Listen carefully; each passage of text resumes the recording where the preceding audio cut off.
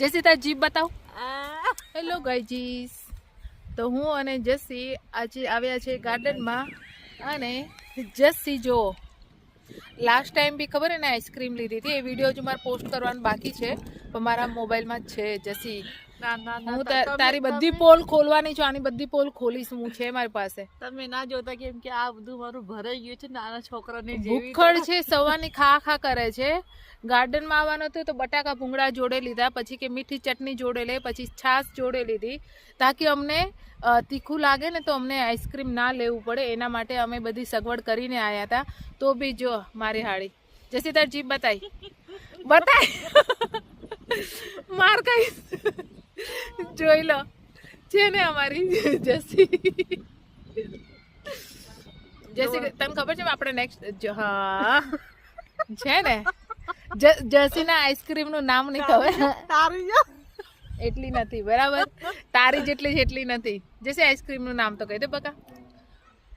I think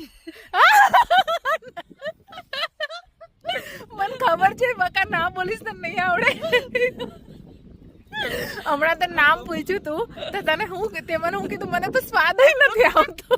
મોટા થઈ ગઈ ને સ્વાદ ખબર નથી પડતી ગાઈસ, અમને સ્વાદ ખબર પડે છે, નામ ની ખબર નથી. મારી હાડી મોટા હોય કે નાના હોય સ્વાદ તો બધાને આવે જ ને, પણ મને નથી આવતું, મને ખાવાથી જ મતલબ છે બસ.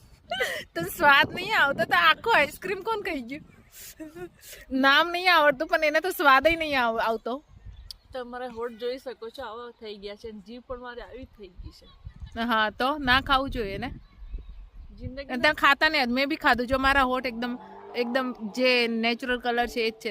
તારા જો બ્લેક થઈ ગયા, બ્લુ થઈ ગયા. ગાઈસ ક્યારની ખાઈ લીધી છે. હા હા આપણે કે નાનો છોકરો આમાં ના ભાઈ ના, હું એમ જ ખાઉં છું. ના ભાઈ ના, વધીને ચાલ 2 મિનિટ પહેલા ખાધી હશે બરાબર.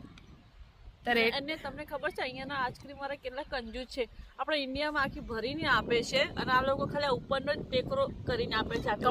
કમ્પ્લેન કરવી છે આપણે, બોલ. હા, જો તમે અમને સપોર્ટ કરશો તો લે આઈસ્ક્રીમ તારી, પ્રોબ્લેમ તને, કમ્પ્લેન તારે કરવી અને સપોર્ટ આપણા સબસ્ક્રાઈબરનો લેવાનો, પબ્લિકનો સપોર્ટ લેવાનો. આવું કેવું? આ ગાંધી છે, આને અડધી વાત ના સમજતા, ના સમાનતા, ના સાંભળતા બરાબર. જસી શું થશે તારું? અને હા, મારો વાળ તો કેવો લાગે છે તમને? આ નાના વાળ જોયો તમે આજે? યસ, આજે મેં મહેંદી નાખી દઈ પણ મારી હાઈલાઇટ નો કલર ચેન્જ થઈ ગયો. જસી બધું લાલ લાલ થઈ ગયું પણ it's okay, I like my hair anyway.